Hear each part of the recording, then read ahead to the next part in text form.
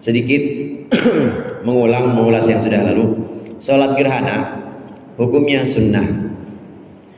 Ketika terjadi gerhana matahari yang disebut dengan kusuf atau gerhana bulan yang disebut dengan khusuf, mulai dari itu tertutup bagiannya, waktunya matahari misalnya udah mulai ketutup gini.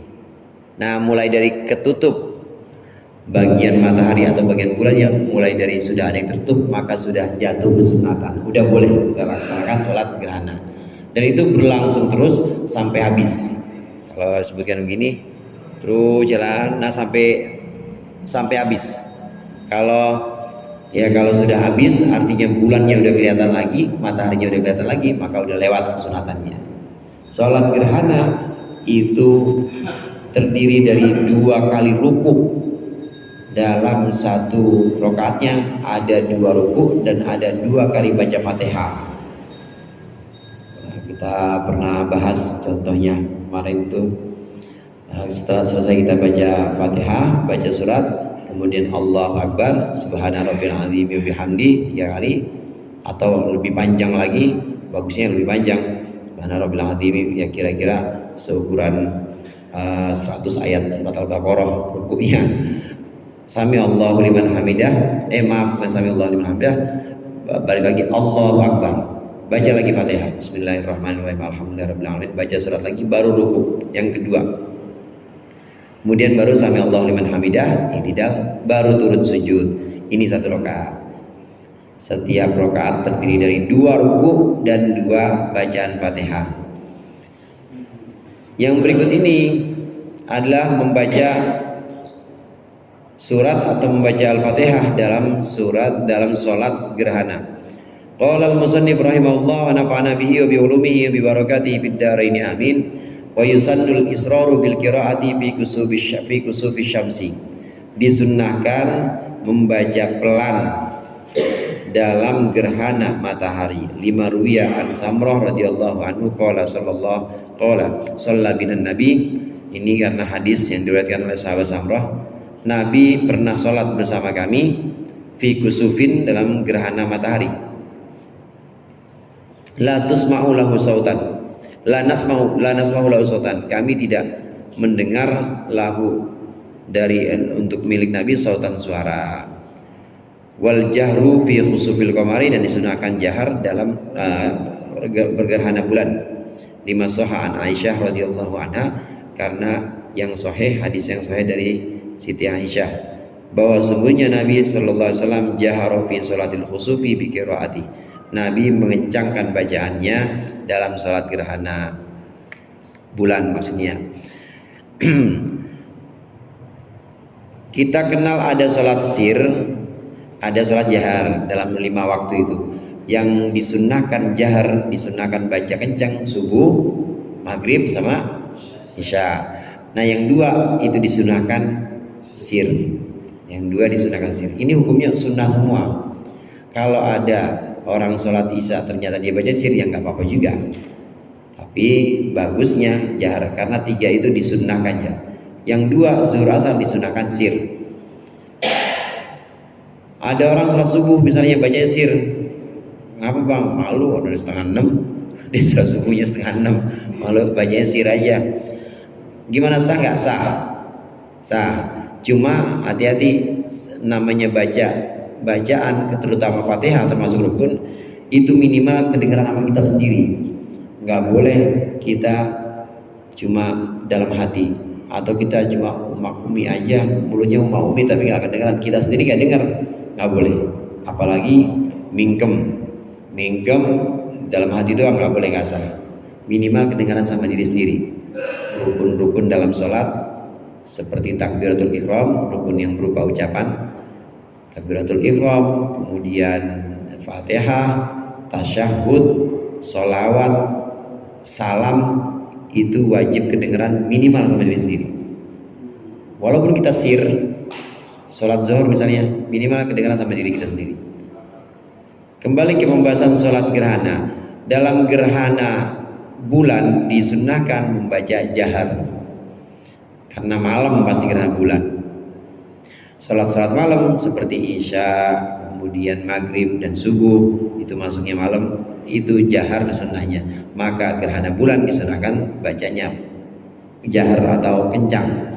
Nah, adapun sholat gerhana matahari disunahkan sir, dibacanya pelan seperti sholat zuhur, sebagaimana sholat zuhur dan asar. Ini bukan dikiaskan oh karena gerhana itu siang, zuhur asar itu siang, jadi kiasin sama zuhur asar aja bacanya sir, enggak. Tapi memang udah ada hadisnya. Emang ada hadisnya, hadis Siti Aisyah dan hadis Samroh tadi yang menyatakan bahwa kalau sholat gerhana Rasulullah gerhana matahari Rasulullah sir, kalau gerhana bulan Rasulullah bacanya jahar atau kencang. Kapan masuk waktu sholat gerhana? Wa yadkhulu waktu sholatil kusufaini min ibtida'il kusufi ilal injila.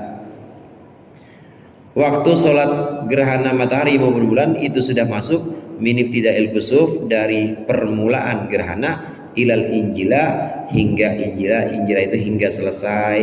Injila itu artinya tampak atau hingga terang lagi. Injila hingga terang lagi, mataharinya sudah mulai terang lagi, udah enggak hitam, bulannya juga sudah mulai terang lagi, maka udah habis kalau sudah mulai terang lagi. Mulainya ya mulai dari awal gerhana, mulai udah ada yang ketutup, itu udah bisa kita mulai sholat gerhana. Ya kira-kira 45 menit kali ya. Ada itu 45 menit gerhana itu. 45 menit mulai dari awal sampai injila atau selesai lagi 45 menit. Cukup itu kalau buat baca 100 ayat surat Al-Baqarah. Rakaat pertama, rakaat kedua 80 ayat. Berdiri kedua 80 ayat misalnya. Cukup 45 menit. Asal buat aja imamnya. Ya panitia kudu dipikirin, tapi namanya imam bacanya panjang itu.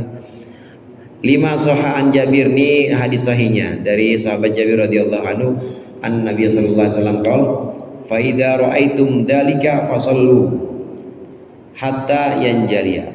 Ketika kalian menyaksikan, kalian melihat dzalika akan gerhana, fasallu hatta yanjaliya, maka salatlah kalian hatta yanjaliya sehingga terang lagi atau bersinar lagi bulan atau matahari. Ini hadisnya sahih.